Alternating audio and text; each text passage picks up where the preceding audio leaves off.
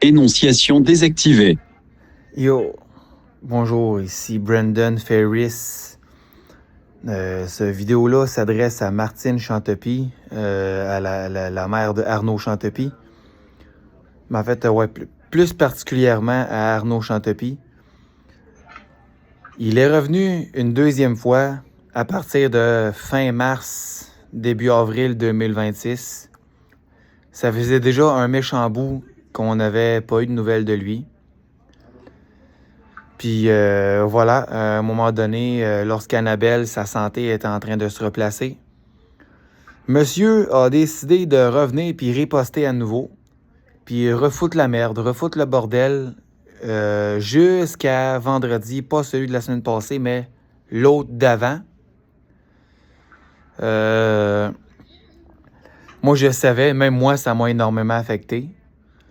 Parce que moi, garde, tu sais, il se disait mon père adoptif. Finalement, on a bien vite vu on a bien vite vu pour la deuxième fois que c'était de la bullshit. Donc, c'était vraiment là, de la merde, carrément. Monsieur, il se dit honnête dans la vie. Puis, malheureusement, il n'est pas honnête. Donc, voilà, c'est ce qu'il en est. Donc, c'est ça, c'est moi, Brandon Desjardins Ferris. C'est moi qui t'avais écrit, Martine. Donc, qui vous avait écrit, Madame Martine.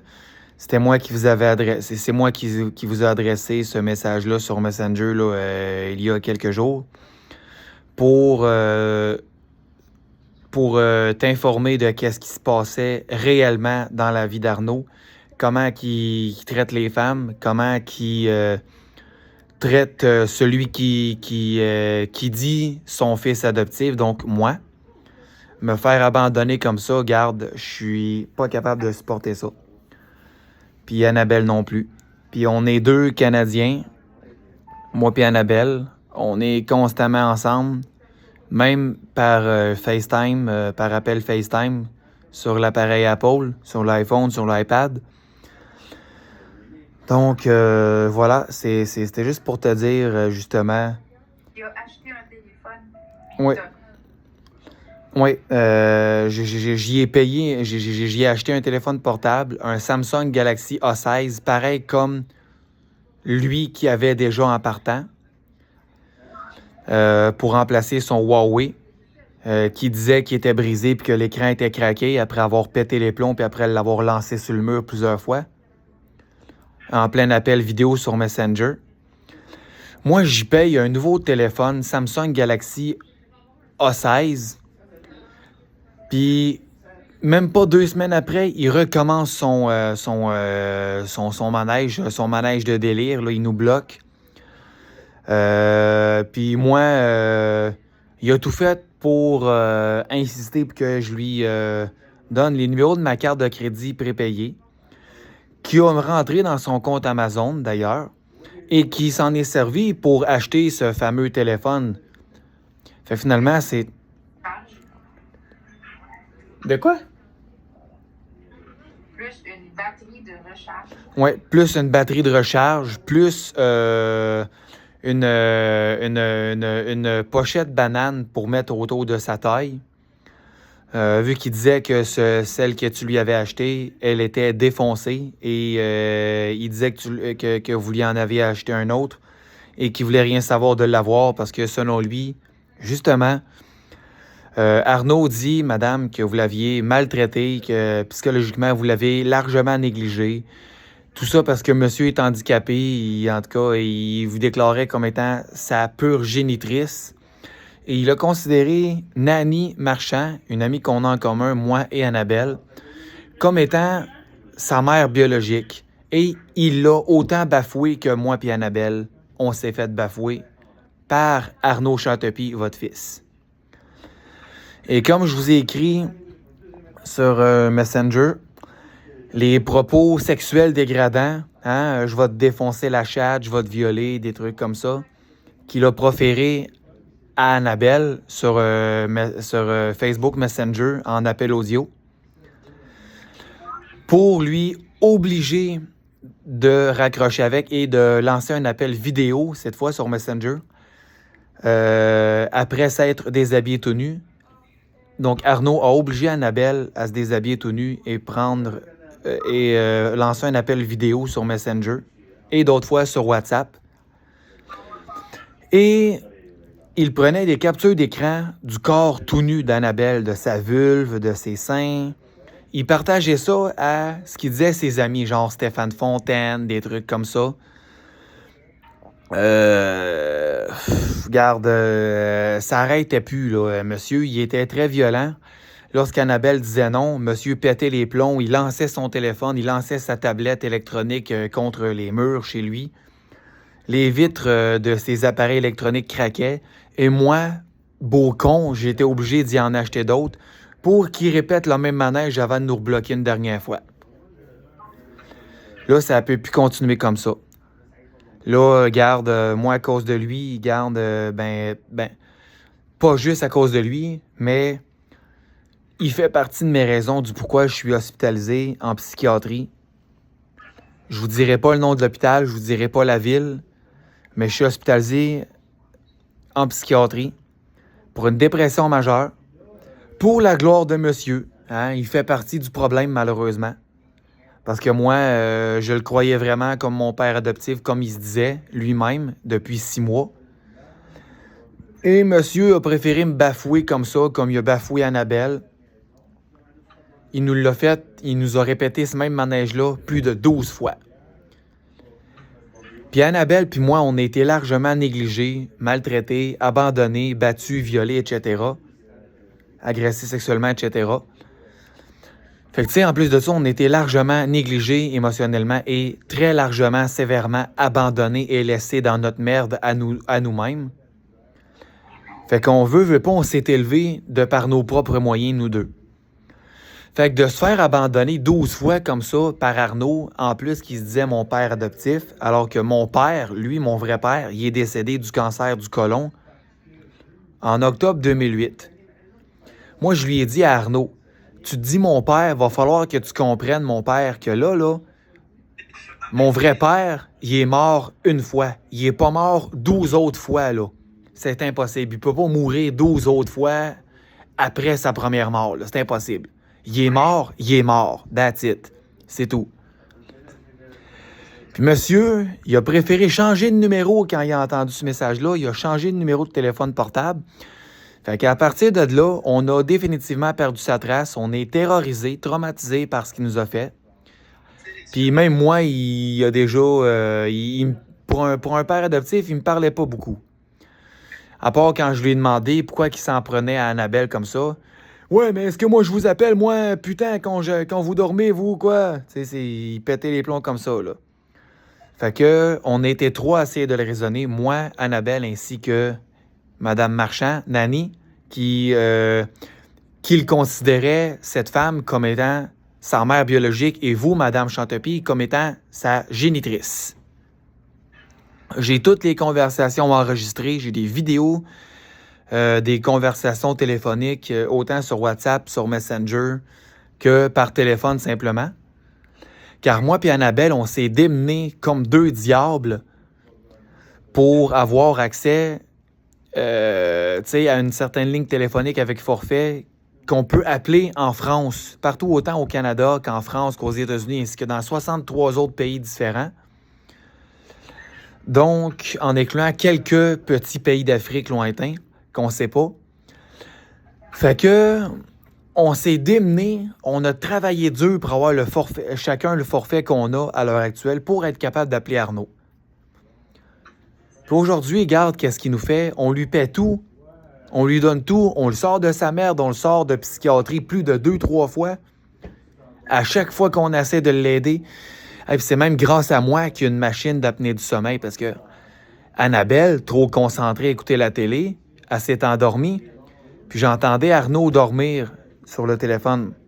Il ronflait puis il arrêtait de respirer. C'est moi qui ai dit à Annabelle, « Annabelle! Écoute Arnaud, il arrête de respirer, il respire plus. » Quand elle s'est réveillée, ça a passé quoi? 2 minutes, puis mener.